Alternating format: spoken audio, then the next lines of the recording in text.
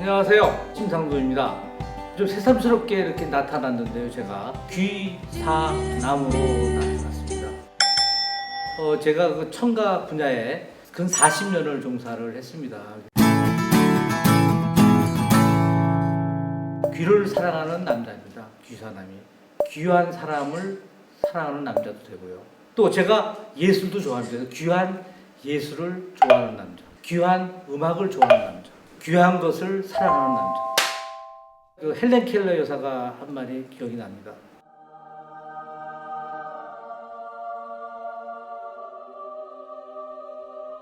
청각장애인이 굉장히 어려움을 겪고 있죠. 그래서 그런 분들을 많이 접하면서 귀를 사랑하게 됐고요.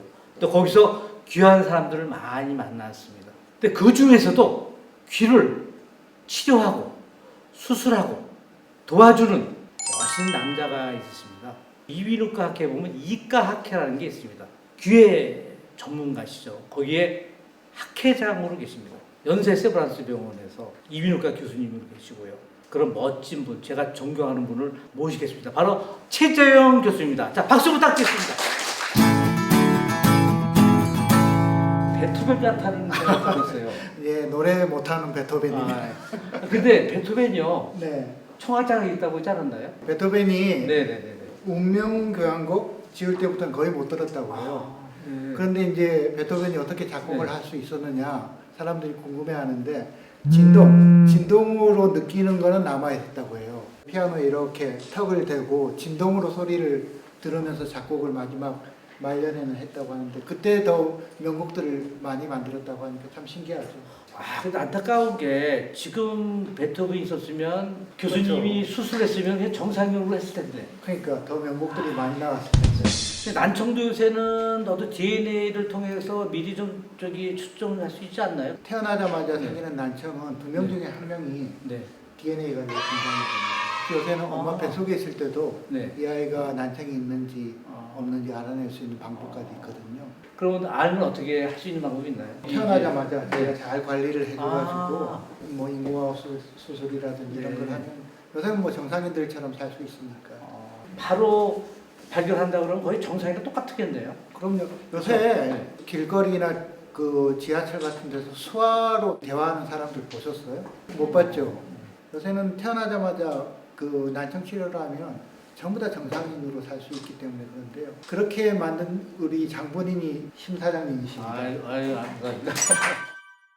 그 농담을 하는 말씀이 아니라 우리나라에 인공호흡이라는 걸 처음으로 들여와가지고 많은 의사들이 할 수 있게 만들어주고 또 그걸 보험이 될 수 있게 만들어주고 이런 정말 훌륭한 역할을 20년 동안 해오신 분이라서 저도 의사지만 그 다른 의사들보다 더 존경하는 진짜 귀사남이십니다.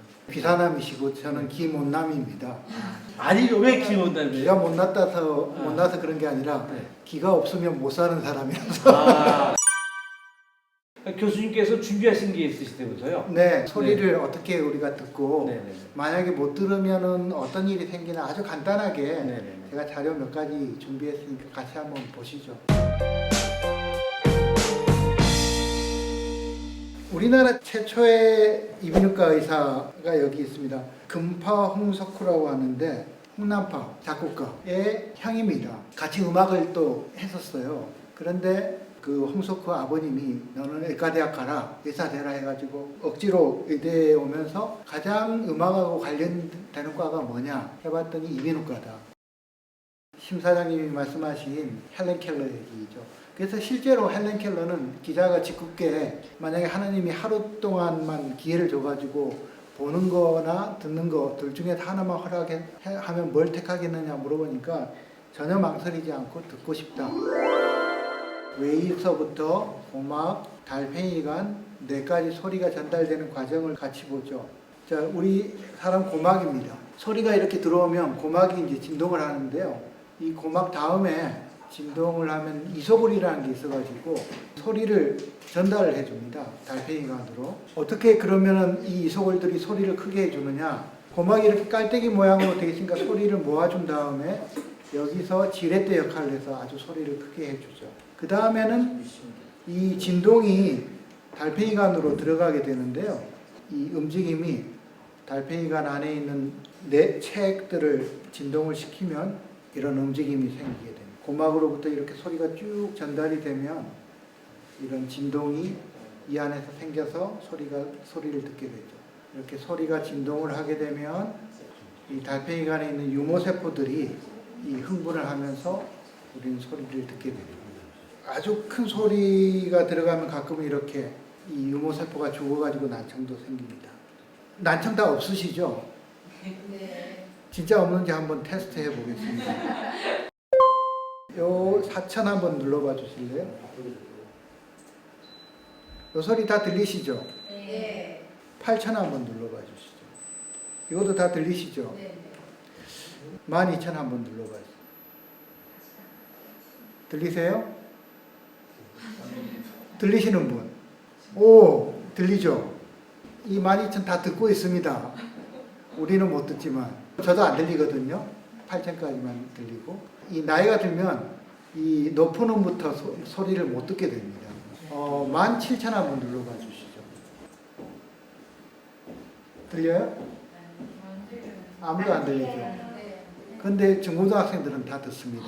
모기나 이런 벌레들은 한 3만 헤르츠까지 듣거든요. 그러니까 그런 소리를 켜놓으면 사람은 못 듣고 모기들은 많이 가는데 일본에 가니까 아까 한 15,000 정도 되는 주파수를 크게 틀어놔요. 어디서 틀어놓냐면 청소년 금지구역에서 청소년들은 들어오지 말라는 소리가 들리고 우리들은 못 듣는 거죠. 아까 저기 12,000 못 들으셨으면 난청이 시작된 겁니다. 여러분들. 12,000은 한 50대까지 들을 수 있고 8,000은 60대까지 들을 수 있고 4,000은 80대까지 들을 수 있고 평균적으로 12,000 들으셨던 분은 상당히 귀는 젊으신 편인 거죠. 그런데 이제 난청이 이제 다른 질환하고는 달리 자기는 별로 불편하지 않아요. 옆에 사람만 불편하지. 난청이 있다고 잘 생각을 안 합니다. 그 대표적인 경우가 회사의 중역인데 대화는 다 됩니다. 그런데 회의 때 자꾸 물어봐요. 그리고 목소리 작다고 짜증내고 좀 크게 얘기하라고 그러고 이미 큰데 성격이 사나운 중역이다. 이렇게 소문이 났는데 검사를 해보면 이 정도 난청이 있습니다. 여기 보시면 이제 고주파 쪽만 못 듣게 되죠. 이런 분들이 난청이라는 걸 이해시켜주는 게 아주 힘든 일이라서요. 여러분들도 주변에 이런 분들이 있으면 꼭 난청 검사 한번 해보시면 좋을 것 같습니다. 네, 감사합니다. 귀중한 말씀을 나눴는데요. 자주 제가 매시고 네. 이제 그 귀에 대한 아니면 우리가 그 난청에 대한 그런 네. 것을 여쭤보겠습니다. 네. 몇 년 전에 저희가 이비인후과 학회에서 조사를 해보니까 우리나라 청소년들의 10%가 난청이 있더라고요. 그래서 가장 큰 원인이 뭐냐면 이어폰. 이어폰을 24시간 요새 그러니까 난청이 엄청나게 생깁니다. 하루에 4시간 이상 이어폰 끼고 있으면 난청이 생기거든요. 그 헤드셋은 조금 낫고, 그런데 4시간 이하니까 귀중한 시간을 내주셔서 감사합니다. 네, 아주 즐거운 시간이었습니다. 감사합니다. 자, 감사합니다. 네, 감사합니다.